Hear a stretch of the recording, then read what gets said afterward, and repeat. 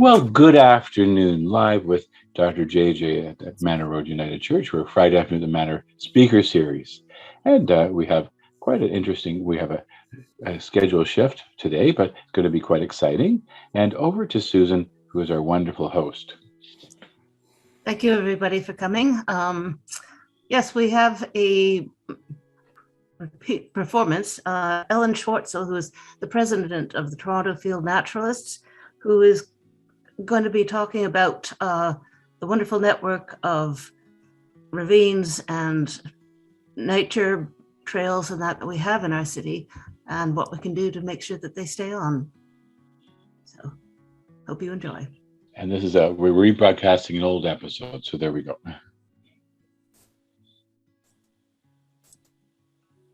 Thanks so much for having me, and I'm with the Toronto Field Naturalists. I'm the president of the Toronto Field Naturalists, and I'm also a son from Bloor Street United Church. So hello, neighbors. And it's great that we can get together today to talk about Toronto's ravines, which is what I really want to focus on. And I hope someday soon we may be able to explore the ravines together.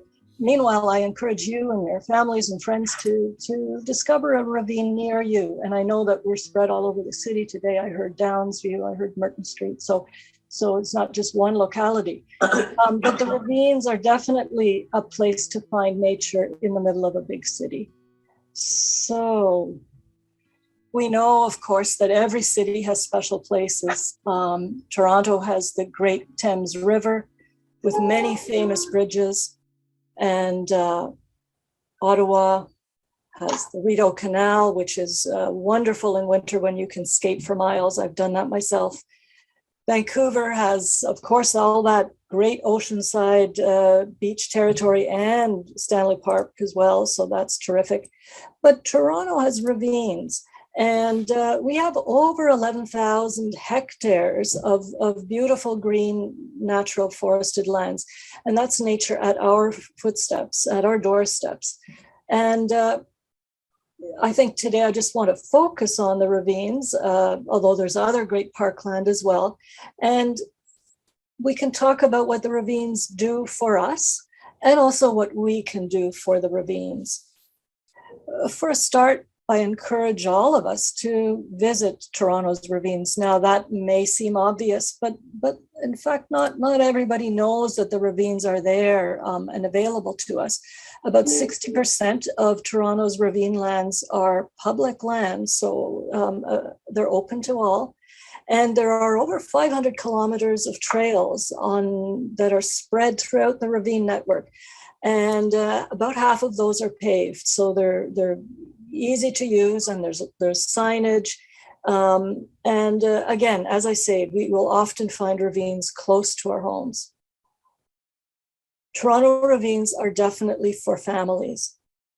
Mind you, they're also for joggers, they're for cyclists, they're for people who want to stroll slowly and really experience nature, and for those who want to exercise and move fast. So lots and lots of people enjoy Toronto's ravines, and you won't be alone on the trails. So let's look a little bit at the trail system generally. This gives you a big map of the area, and you'll see that Toronto's ravines are natural green valleys running through our city. Each ravine has a river or a creek flowing along the bottom, of course, and Toronto's rivers have their beginnings up north in their headwaters, so to speak, in the area of the Oak Ridges moraines. So up here in a landscape of forested hills and mingled with farmlands and wetlands. So this is the area of the Oak Ridges moraine and the Greenbelt. And governments and community groups of all kinds have worked hard to keep this area protected from development. Let's look a bit more closely at Toronto's river systems. So again, the rivers flow from north to south into Lake Ontario, of course. And what we have is the Humber River in the west, the Don in the middle, more or less east of Yonge Street, and we have the Rouge on the east end. So those are the three major rivers. And the Humber, the Don, and the Rouge, they all flow into Lake Ontario, as I said. So our ravines form a network for nature, for water, and for wildlife. They connect the Oak Ridges Moraine to Lake Ontario, and that's important. The ravines, with their forests and meadows, they connect and protect our water.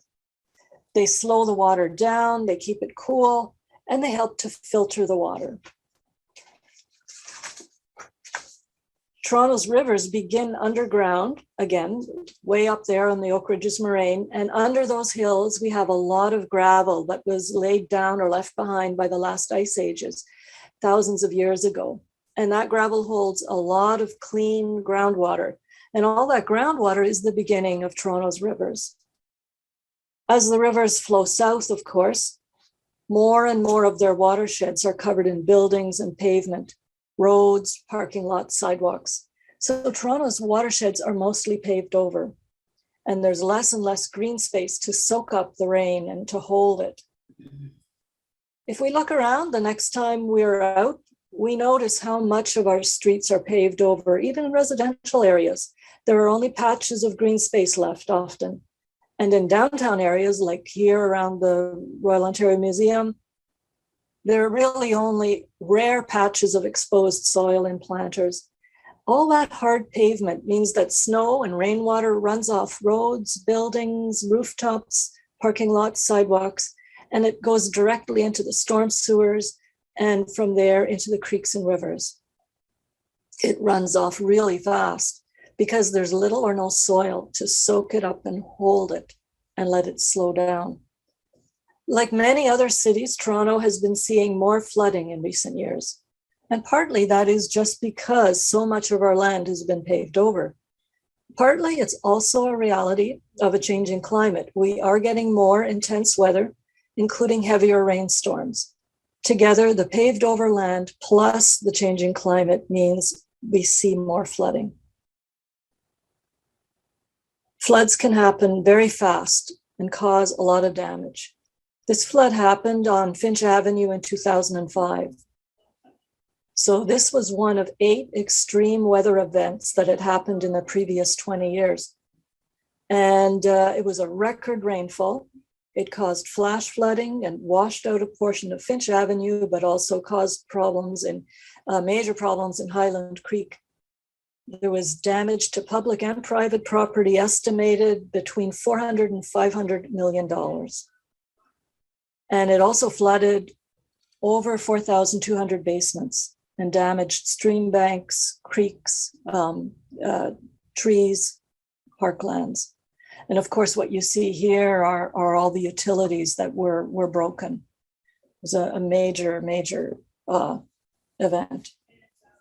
Now, this event we may remember, this was more recently, this was July 8, 2013. And on that storm event, many rivers and creeks in Toronto area flooded, and the GO train line in the Don Valley flooded. It stranded 1,400 GO passengers for over 7 hours, and it also flooded over 4,700 basements across the city. And the cost estimates there range up into $1 billion. So stormwater that comes off events like this or any sort of summer storm is not so clean. As it washes through the streets, it carries all the dirt and trash that had built up during the previous storm. Invisible pollutants like road salt are also dissolved in the stormwater. During a summer rainstorm, our stormwater also mixes with sewage because we have combined sewers in the older parts of Toronto. So what gets washed into Lake Ontario after a storm is a mix of stormwater and untreated sewage. So this is a panorama photo, and it shows what Toronto Harbour looked like after one of these summer storms in 2015, when that mix of stormwater and sewage gets washed into the lake. Now, of course, we also want to keep in mind that our drinking water, Toronto's drinking water, comes from Lake Ontario. It's drawn from Lake Ontario. So we have all kinds of reasons to keep our lake healthy and our water clean. So if you consider all of that, we know that Toronto's ravines have a huge job to do to help absorb, slow down, store, cool, and filter Toronto's stormwater before it flows into Lake Ontario. Without our forested ravines, we know that our flooding problems would be a lot worse. The city knows the ravines are a huge asset, but they have never yet been able to put a dollar value on the services that our ravines provide. These days, though, the city managers are actually working on exactly that, on doing an economic benefit analysis of the ravines. So far, what I've talked about in terms of the ravines is more the ravines as essentially part of our civil engineering. They're like the ravines wearing hard hats, the tough, hard job that they do for us. And I think what I want to talk about now are more of the soft services that the ravines provide to us that are no less important.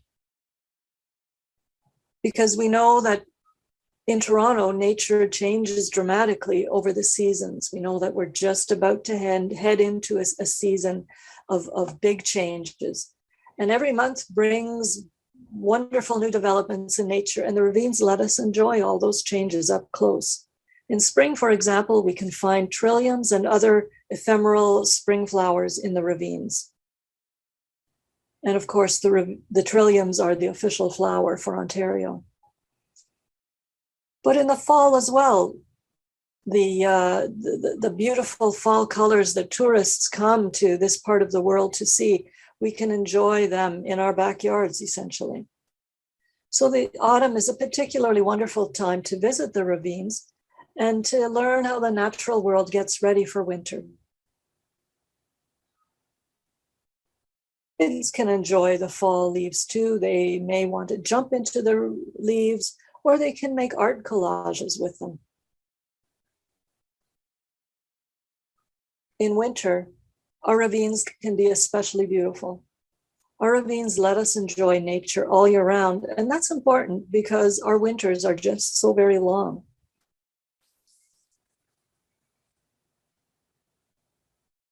Toronto's ravines include large forest trees, wetlands, wooded hillsides, and open grasslands. So quite a range of terrain. And that means that many different kinds of birds with many different needs can all find conditions that suit them well. Shelter, food, habitat, nesting materials, it's all there in the ravines for them.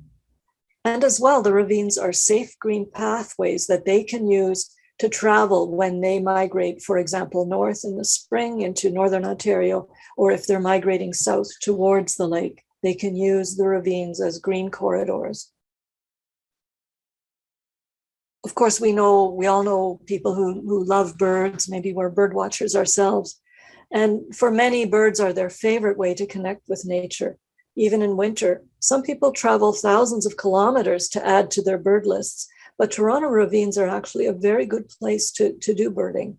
Over 140 species of birds are known to actually nest in the Toronto area. So they raise their families here. And a far larger number of birds just come through in a migratory way. So over 320 species of birds have been seen at Tommy Thompson Park, and that's the Leslie Street Spit.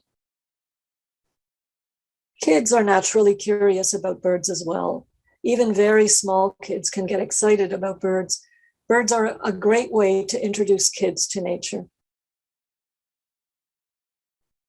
Ravines provide food for birds and other animals at all seasons. This happens to be a chokecherry, and it's a bush in the rose family, and the berries aren't very tasty to humans, but robins love them, other kinds of birds love them. Later in the season, we'll find dogwood berries in the ravines. And again, dogwood berries are great food for wildlife, including cardinals, cedar waxwings, grosbeaks, finches. So these native shrubs provide all kinds of great food resources for birds and other wildlife.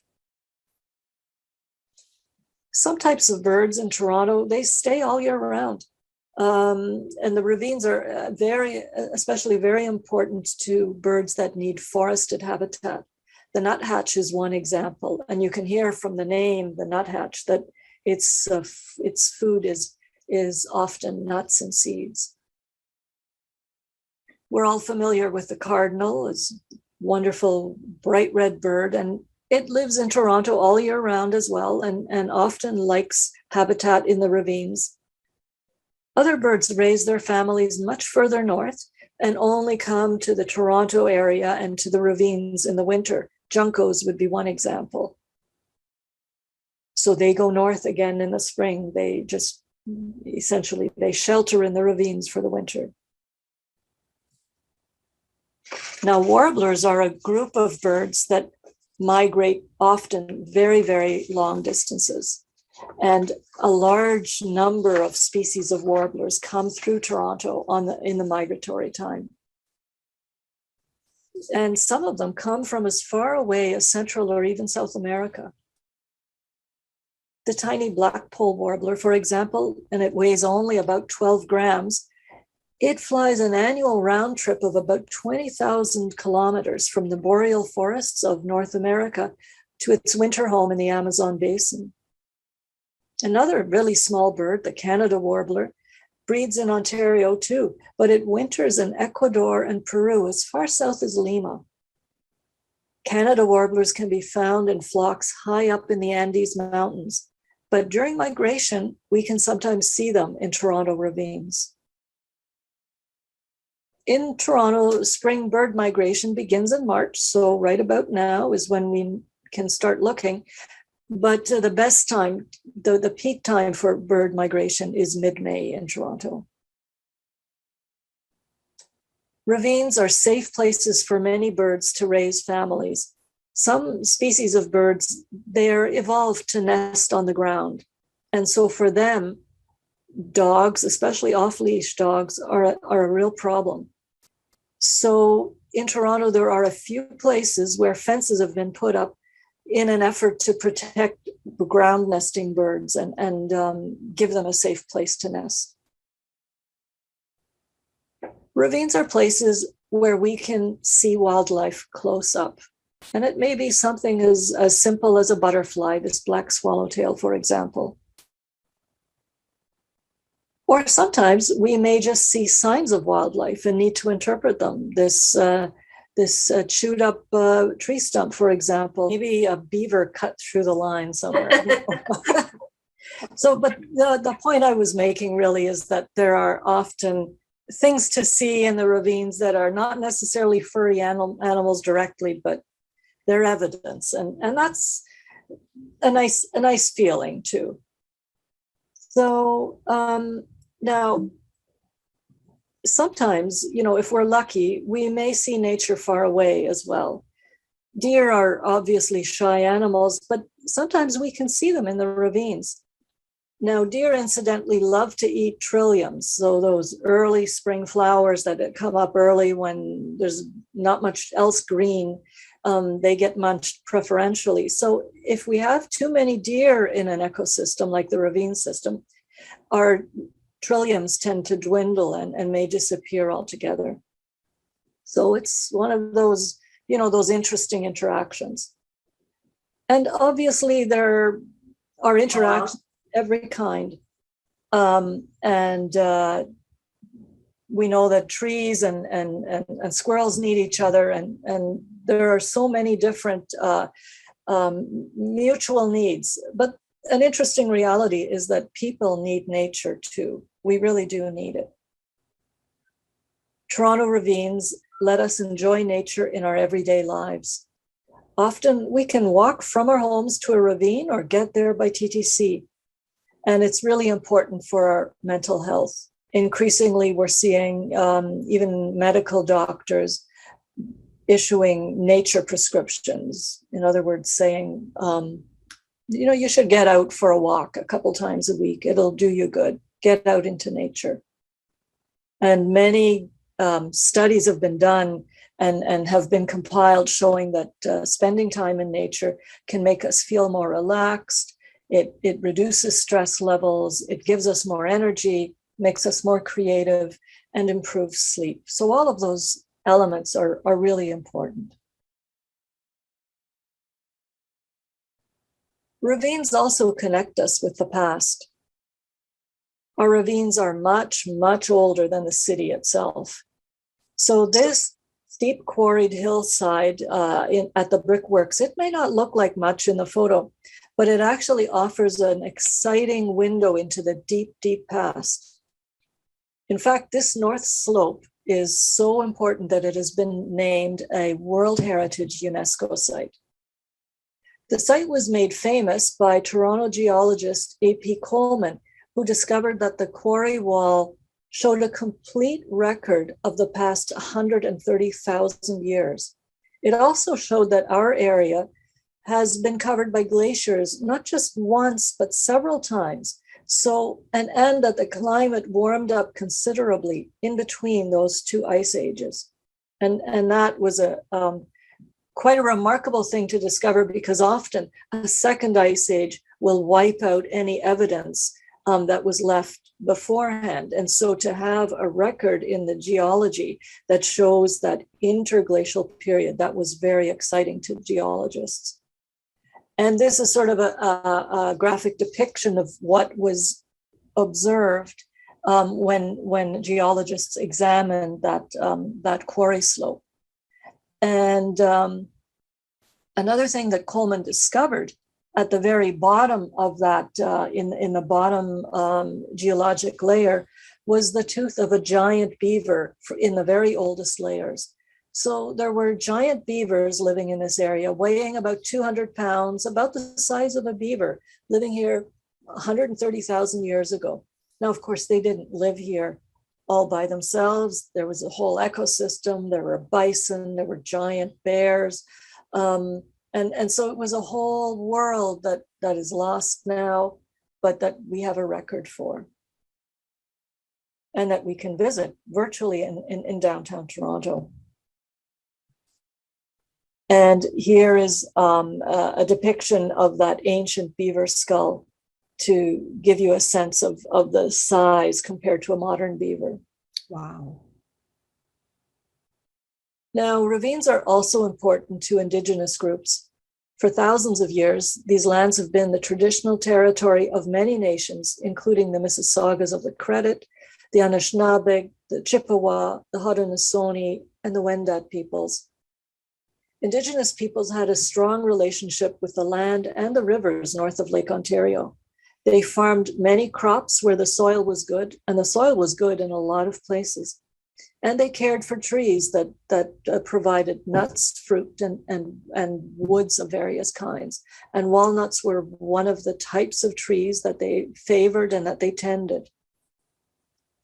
For Indigenous nations, local rivers also connected their trails and their trade routes.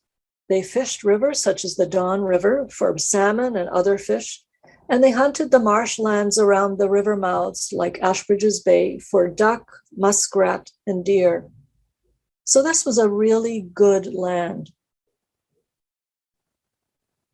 Now we know that, of course, in the 1800s, European settlers began to build many lumber mills along the Humber River. Forests of white pine were mostly cut down. And today, what we have on the Humber River, for example, are the remnants of an old mill and the old mill bridge that are reminders of that time. In the 19th century, many more mills were built along the Humber and Don rivers. The mills used water power to saw logs, make paper, grind grain. And so the ravines became major industrial areas. In fact, a very large brick factory and a quarry were built in the Don Valley because really good clay was found right there. And at one time, the Don Valley Brickworks supplied most of the bricks for the buildings in Toronto. At one point, about 100 years ago, this was the largest brick factory on the continent. Many men worked there. The brickworks finally closed in the 1980s, and they left behind the factory buildings, extensive areas of rubble, and a huge, deep hole. Meanwhile, on another valley in the Don Valley, Sun Valley, a garbage dump was established in the 1950s, and through the 1960s, it received hundreds of truckloads of garbage a day. In some spots, the garbage was 25 meters deep. So there were a lot of sites on our ravines that were treated that way. Back to that large hole at the old brickworks. A few people had a vision that really this site should be restored. And Evergreen formed a partnership with the city, with the Toronto Region Conservation Authority, and with philanthropists too. And the quarry hole was filled in over time. Among other things, the Scotia Plaza excavation, which produced an enormous amount of underground excavate, was used to fill in this quarry. And as a result of that vision and all that hard work and collaboration, the brickworks have been cleaned up and they are now really beautiful again, restored to nature. There are snapping turtles in these wetlands and beavers. So we really are the beneficiaries of that vision. Toronto ravines still need a lot of help though. The city continues to grow really quickly, and projects like roads, sewers, and public transit often run right through the ravines because that is the route of least resistance, you could say. People don't live there. And here's just one current example. In East Toronto, Metrolinx is expanding rail service for commuters. And of course, that's an important and laudable goal. The challenge is, though, that in order to produce a retaining wall, hundreds of trees in this ravine will be cut down. And people who live nearby want to save those trees. They've put ribbons around them in order to depict how much damage will be caused by this construction. And the neighbors are asking for a construction plan that doesn't destroy so much of the ravine.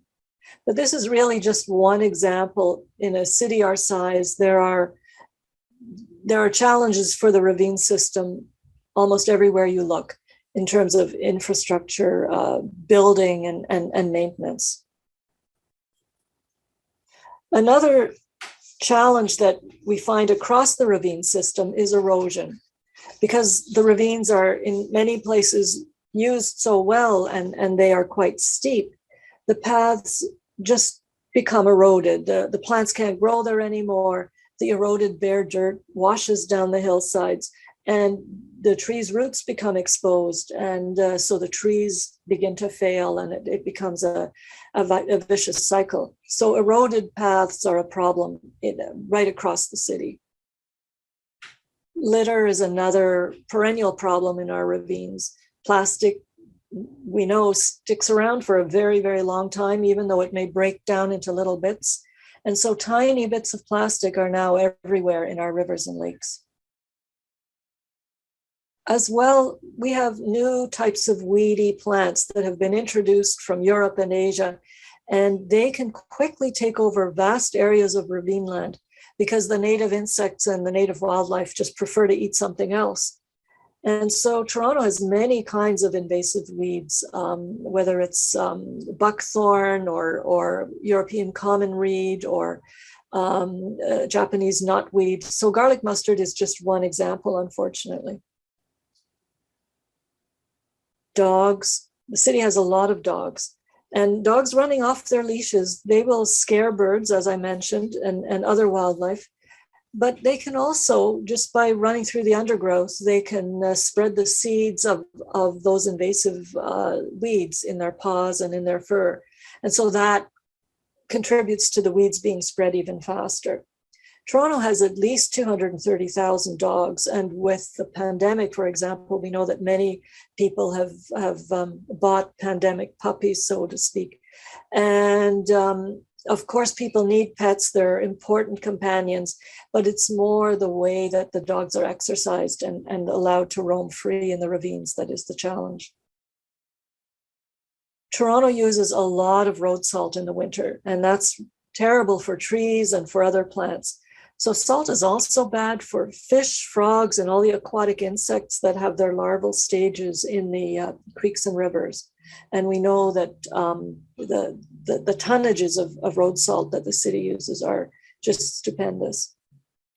So all in all, the people who have studied ravines have been telling city managers for quite some time about all these problems and the neglect and the challenges. And the message was clear that the ravines need help. And the weeds that invaded the ravines, they were a sign that the city had to act. So to address all that public concern, city managers wrote a strategy and they promised that things would change. Of course, money is going to be needed to bring the ravines back to health. And so money has been promised, and there's hope that it will really start flowing. And we can all get involved to help, to speak to our counselors about that, and also to be volunteers where we see the value for that. Where we can start really is by getting to know our ravines, especially the ones near where we live. And often the easiest way to do that is to go to the City of Toronto website and search for walking, cycling, hiking. And what you'll find there is descriptions of some of the more popular trails and where they start. And you'll also see maps of the city, the east and the west. And this is an area that's around Manor Road United, and the Happy Face is sort of roughly where the church is. So you get a sense of all those brown lines are the ravine trails that are close by. But the whole city has them. Another good way to discover the ravines is to come on a guided walk with the Toronto Field Naturalists. In normal years, the Toronto Field Naturalists runs over 140 guided walks all over Toronto's ravine system. Our walks are free to our members, and visitors can come too. And we have walks in winter months as well. We run them all through the season. During the pandemic, of course, we had to shut down our walks, and they're shut at this time. But once public health rules allow, we will go back to leading small groups, about 10 or less, and everyone will be wearing masks. So do check our website to find out when our walks begin again, because we can't say for sure when that will be. Our volunteer guides can tell you all about the plants and the animals and the history of the ravines. And we can tell you about the odd plants like Jack in the Pulpit that you'll see in the spring in some areas. And we'll also help to make you alert to areas, patches of poison ivy, and keep you out of those areas. Our volunteers also work with the city and other groups to control invasive weeds. And here you see the European common weed in the background. It's a particularly difficult one to control. It needs specialized help. And so we don't do this in isolation. We do this very much in partnership with city staff. Our members also help clean up garbage in the ravines. And of course, there's many, probably close to 100 different volunteer groups who help to maintain garbage control in the ravines. And our volunteers also work with the city to plant native trees and other plants. We offer programs for kids as well. Kids are very important to us, and so we've always run a junior naturalist program. And in fact, Robert Bateman, who is one of Canada's best known artists, wildlife artists, he was in his youth a student with the junior naturalists of TFN, and later became an instructor. And he felt that it helped to form him and his passion. And so we never know who might be coming through as a kid and will become a passionate lover of nature as they grow up. TFN has been around for almost 100 years now, and we've always seen our mission as connecting people with nature in the Toronto area. today the work of the Toronto Field Naturalists is more important than ever. And we are all still just volunteers. We have no staff. And you can find more about us at our website, as I said. And there's our website. And do consider becoming a member, especially at this time of year, where you get almost 15 months worth of membership if you join around this time of year. So it's a bargain as well as being a really good investment in nature. In the meantime, if you explore Toronto's ravines on your own, just keep in mind that you want to stay on the trails and take your litter out and keep your dog on a leash. And that will go a long way to being gentle on our ravine systems. So we really do hope that our volunteer walk leaders will soon be able to show you some of Toronto's wonderful ravines.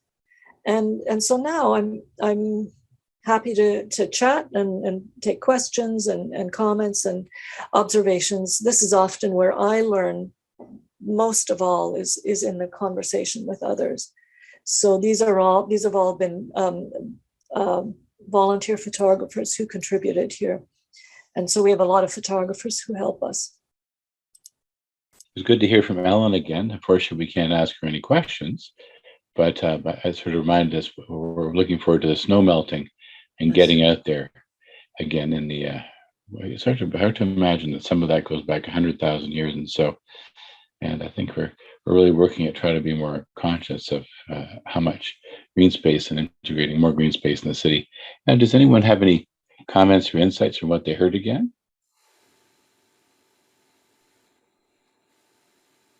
For me, it was the first time because I hadn't seen it when it was originally aired, and it was really lovely. I think she did a great job, and I love the ravines in the area here. I'm looking forward to Hyde Park again and all these different things in the island. So we're very, very, very lucky here in Toronto with all this space. We're very fortunate, especially when you walk out to she did Tommy Thompson Park to Leslie Spit, and there's a 5-kilometer walk out that. It's quite remarkable, and also another easy access into the ravine walk system.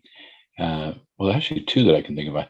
When you cross the St. Clair Bridge, and if you walked from the St. Clair subway station east, you actually there's a bridge you pass over, and if you look straight down, there's this wonderful river below you, and suddenly you're transported to another place.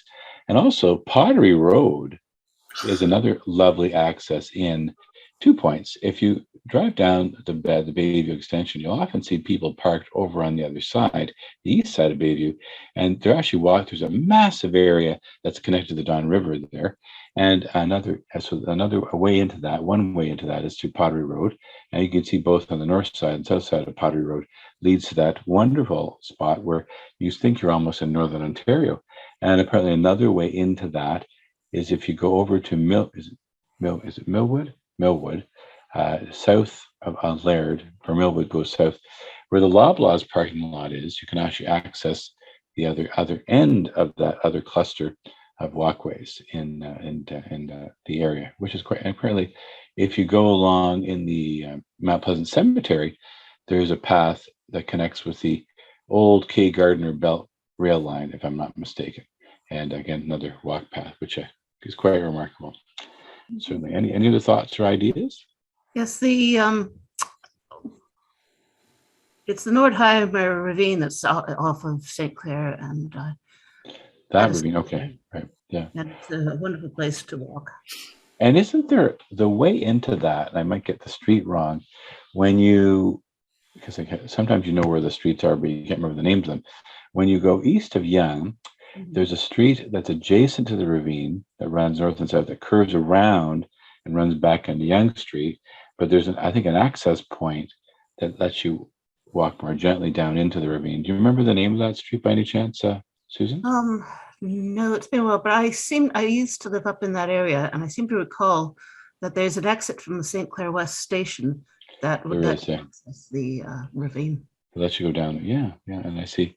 I think is it Susan Logie she's in the Dominican Republic right now. I think she logged in. There's Amir and Carolyn and Debbie Van Beek. And of course, Nina's there and Debbie Danbrook. And well, it's Quite wonderful. Well, okay, so I want to say thank you for being here, and I'll pass it back over to Susan Johnson, who will tell you what's on for next week. Right. Next week, we're looking forward to Dr. Lydia Smith, who with her mother is just so talented in creating. She sews, she puts beautiful things together. So she's going to show us hopefully some of her work, and hope you can all make it then.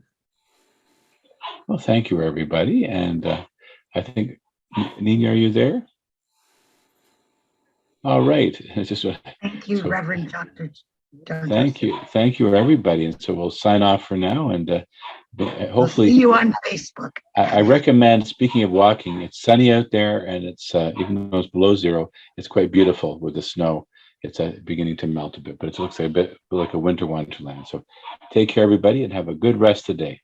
Thank you. Thank you. Thank you. Take care. Bye-bye. Bye-bye.